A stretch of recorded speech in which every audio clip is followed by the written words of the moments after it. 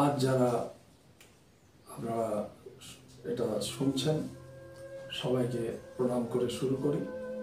জয় হরচাঁদ, জয় বাবা রাধা মাধব। আমরা সনাতন ধর্ম নিয়ে কথা বলছি। সনাতন ধর্মে আমি দ্বিতীয় এপিসোডে আলোচনা করেছিলাম সম্প্রদায়বাদ। এই সম্প্রদায়বাদ হয়ে আসল সনাতন সত্যটাকে বিভিন্নভাবে বিভক্ত করে আমরা বিভিন্ন দলে বিভক্ত হয়ে সনাতন ধর্মটাকেই আমরা ছিন্ন ভিন্ন করে ফেলবার চেষ্টা করছি। তা করলে হবে না, এটা ভুল পথে চলা। সনাতন ধর্ম আমাদের মূল সংসার, মূল ধর্ম। হ্যাঁ, অবশ্যই বিভিন্ন মত পথ থাকে। যারা সদ্গুরু আসেন, অবতার পুরুষ আসেন, তাদের প্রত্যেকের হয়তো আলাদা কিছু সংযোজন থাকে এবং সেভাবে আমরা চলতেই পারি, তাদের রাস্তা ধরে এগোলাম। কিন্তু মূল সনাতন সত্যটাকে না যেন অবতার ভুলে যান, না সেই মহাপুরুষ ভুলে যান, না ভক্তরা ভুলে যান। সনাতন সত্যকে কখনো টপকে যাবার চেষ্টা কেউ করবেন না, এতে সনাতন ধর্মচ্যুত হয়ে যাব আমরা। যা হোক, যেটা বলছিলাম, সনাতন ধর্মে ভগবান রাম, কৃষ্ণ, গৌরাঙ্গ ইত্যাদি বিভিন্ন অবতার এসেছেন। আমাদের ভিতরে নানা অবতার, নানা দেবতা দেবী আছেন। দুর্গা দেবী, কালী মা আছেন, লক্ষ্মী, সরস্বতী, কার্তিক, গণেশ আছে, শিব ঠাকুর আছে, ইত্যাদি ইত্যাদি অনেক কিছু।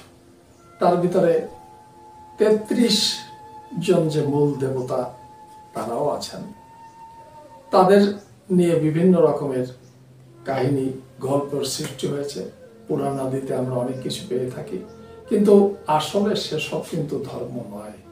ধর্মকে আগে বুঝুন, তারপরেও গল্প কাহিনী শুনবেন, কোনো আপত্তির কারণ নেই। আমরা এই সনাতন ধর্মটা শুরু হয় অনাদির আদি থেকে। যখন এই পৃথিবীতে মানুষজন এসছেন, সংঘবদ্ধ হতে চেষ্টা করেছেন, তখন থেকেই ধর্মের সৃষ্টি। ধর্ম মানুষকে সুন্দর করে গড়ে তোলবার নীতি। কি করলে মানুষ ভালো থাকবে? একটা কথা ঠাকুর বলেছেন, সত্যবাদী জিতেন্দ্রিয় হইবে যেই, না থাকুক ক্রিয়াকর্ম হরিতুল্য সেই। এই কথাটার তাৎপর্য কি আসলে? যিনি সত্যবাদী, যিনি জিতেন্দ্রিয়, অর্থাৎ যার ইন্দ্রিয়াদি সংযত, যার আত্মসংযম হয়েছে, যে মানুষজনকে ভালোবাসে, কোনো দলাদলি মত পথে বিভক্ত হবার চেষ্টা করেন না, তিনি যেমন ভাবেই থাকুন না কেন তিনি ঈশ্বর সমতুল্য। আমাদের দেশে যেসব মুনি ঋষিরা এই ধর্ম তত্ত্ব নিয়ে নানা রকমের সাধন ভজন করেছেন, তারা দেখেছেন যে আসলে মানুষের ভিতরে সমস্ত শক্তিটা লুকিয়ে রয়েছে। সেই শক্তিকে জাগৃত করতে পারলেই একটি সাধারণ মানুষ অসাধারণ হয়ে উঠতে পারে। তখন থেকেই তারা যোগ, আয়ুর্বেদ, জ্যোতিষ, নানা শাস্ত্রে তারা আবিষ্কার করেছেন। তারা দেখিয়েছেন যে মানুষ কিভাবে ভালো থাকতে পারে। তারাই আবিষ্কার করেছেন যে মানুষের জন্মান্তর ধরে যে মানুষ এসেছেন এই পৃথিবীতে, একই মানুষ বারংবার এসেছেন, তাদের সমস্ত শক্তি, সমস্ত কিছু লুকিয়ে রয়েছে তার শরীরের অভ্যন্তরেই।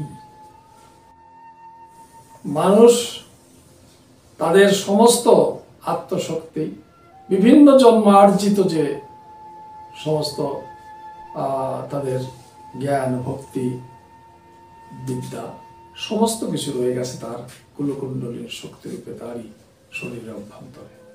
লিঙ্গগুচ্ছ বলে যে শক্তি চতুর্দল পদ্মে বিরাজমান, সেই শক্তিকে যদি ঊর্ধ্বমুখী করে শতদল পদ্মে নিয়ে যাওয়া যায়, একটি মানুষের যখনই কুলকুণ্ডলীর শক্তি জাগৃত হয়, সে তার পূর্ব চৈতন্য শক্তি ফিরে পায় এবং সে একটি আনন্দঘন পুরুষ হয়ে উঠতে পারে। দেববাঞ্ছিত মানব দেহ বলা হচ্ছে কারণ এই মানুষ ঈশ্বরের শ্রেষ্ঠতম এবং শেষতম সৃষ্টি। মানুষের ভিতরে স্বয়ং ঈশ্বর বাস করেন।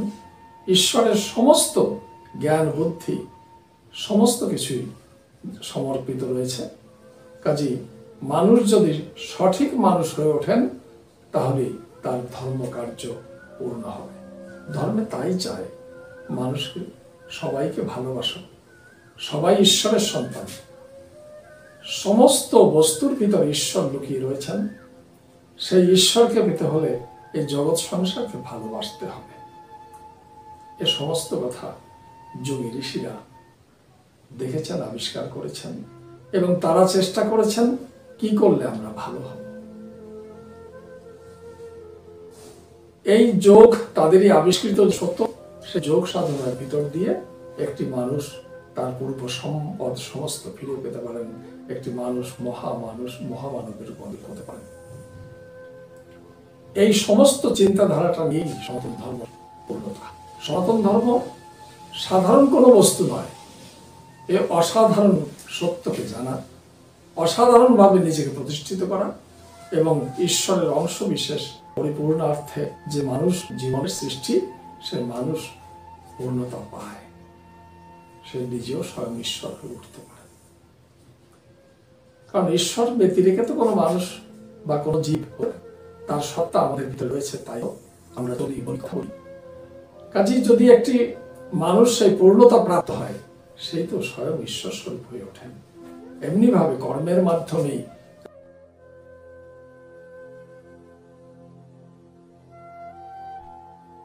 রাম কৃষ্ণ হরি গৌরাঙ্গ আরো যত মহৎ পুরুষ এসেছেন সবাই ঈশ্বর পদবাচ্য হয়েছেন, অবতার পদবাচ্য হয়েছেন। আমরা সবাই প্রত্যেকেই আমাদের এই জাতিকে, এই ধর্মকে উন্নত করবার জন্য, প্রতিটি মানব জীবনকে সম্পূর্ণ করে তোলবার জন্য তারা বিভিন্নভাবে আমাদের জ্ঞান, আমাদের শিক্ষা দিয়ে গেছেন। সবটাই আমি কথা বারংবার বলি, ভক্তরা যখন আসেন আমি এ শিক্ষাই দিয়ে থাকি। রামচন্দ্রের ইতিহাস যদি আমরা দেখি, যদি আমরা ঠিক আধ্যাত্মিক তত্ত্বটাকে না বুঝি, তাহলে সমস্তটাই মনে করব যে একটা অলৌকিক কল্পনা। 60,000 বছর আগে রামচন্দ্রের জন্মের 60,000 বছর আগেই তার ইতিহাস লেখা হলো।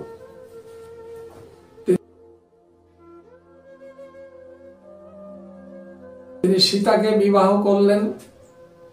সীতাকে, তিনিও একটা অনৈসর্গিক সত্তা।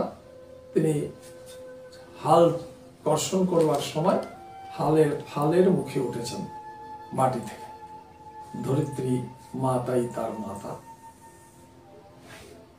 এরপরে রাবণ তাকে হরণ করে নিয়ে গেলেন। রাবণকে তার 10টা মাথা, ভয়ঙ্কর শক্তিশালী একজন কেউ। তিনি বিভিন্ন গুণে গুণান্বিত। কখনো রামচন্দ্রের যে পূজা, শক্তি পূজা, অকাল বোধন তিনি করেছিলেন। সমুদ্র পার হয়ে লঙ্কায় ঢুকবেন তার পূর্বে, তখন রাবণকেই কিন্তু তার পুরোহিত রূপে বরণ করে এনেছিলেন। রাবণ জানতেন আমার এই পূজা যদি সম্পূর্ণ হয় তাহলে আমার মৃত্যু হবেই। জেনেও কিন্তু তিনি, রাম যেহেতু যজমান, তিনি তাকে পৌরোহিত্য বরণ করেছেন, মানে তিনি যজমান। সুতরাং পুরোহিত হিসাবে রাবণ তার কাছে যখন গেলেন, তখন তিনি সম্পূর্ণ যজ্ঞটি যথাশক্তি সমাধা করলেন, যার ফলস্বরূপ শক্তিহীন রাবণ রামের হাতে পরাজিত হলেন, মৃত্যুবরণ করলেন। কাজে রাম যেমন অনন্ত শক্তিধর, অনন্ত গুণান্বিত ঈশ্বর পুরুষ, ঠিক রাবণ পরমভক্ত। এমনিভাবে নানা ভাবে কথা। সমুদ্র পার হয়ে গেলেন, ১৭ জন সমুদ্র হনুমান একলাভে পার হয়ে গেল। কথাগুলো অলৌকিক মনে হয়। হিন্দু ধর্মের একটা বিশেষ অসুবিধা হচ্ছে কি, আজকের মহাপুরুষ যত আছেন তারা নানা রকমের ভাবে ওই বিভিন্ন ধর্ম পুস্তক থেকে আলোচনা করে যান, কিন্তু সনাতন ধর্মের আসল রহস্যটাকে কেউ তুলে ধরেন না। এটাই আমাদের কমি। এজন্যই আধুনিক ছেলেপেলেরা যারা আধুনিক শিক্ষায় শিক্ষিত হচ্ছেন তারা ধর্ম থেকে দূরে সরে যাচ্ছেন। না, এ সমস্ত ভুল কথা। ধর্মটা মানুষকে সত্যিকারের মানুষে রূপায়িত করবে, উন্নত করবে। কাজে আমরা সনাতন ধর্মের আদর্শে যেন চলতে পারি। আমি আমার এই এপিসোডগুলোতে সনাতন ধর্মের বিভিন্ন দিক নিয়ে আমি আলোচনা করব। আমি দেখাবো রামচন্দ্রের 100 যোজন পার হয়ে যাওয়ার ইতিহাস, রাবণের দশমস্তক হবার ইতিহাস, সীতার জন্মের ইতিহাস, কৃষ্ণের 16,000 স্ত্রী ছিলেন কি তার ইতিহাস। এই সমস্ত ইতিহাস নিয়ে আমি প্রমাণ করে দেব এর সমস্তই আধ্যাত্মিক তত্ত্বের কথা।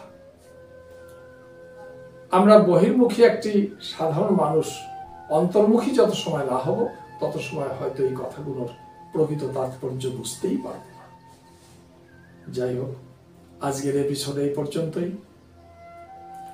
আমি আগামী এপিসোডে রামচন্দ্রের চরিত্র নিয়ে বা তার যে প্রশ্নগুলো আমি তুললাম এই প্রশ্নগুলোর সঠিক মীমাংসা করে আপনাদের মনের সমস্ত জিজ্ঞাসাকে সম্পূর্ণ করে দেব আশা করছি।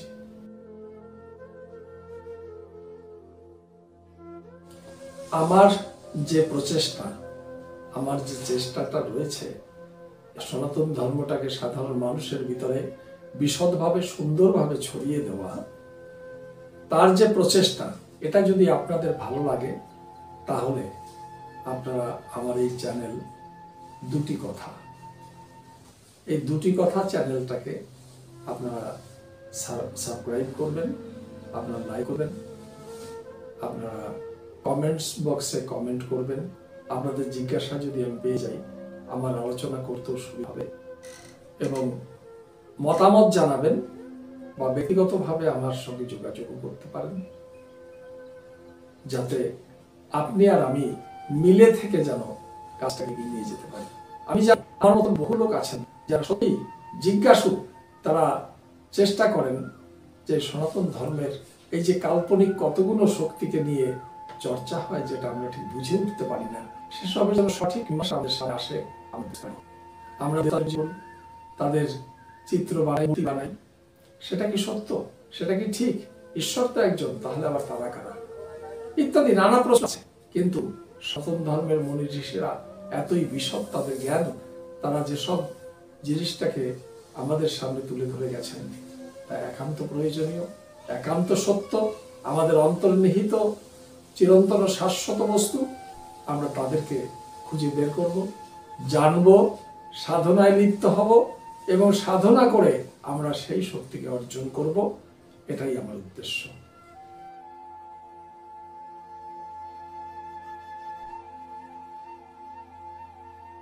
আসুন মিলেমিশে সনাতন ধর্মকে আরো প্রাঞ্জল করে সমস্ত মানুষের অন্তরের ভিতরে নিয়ে যাবার চেষ্টা করি। হরি বল।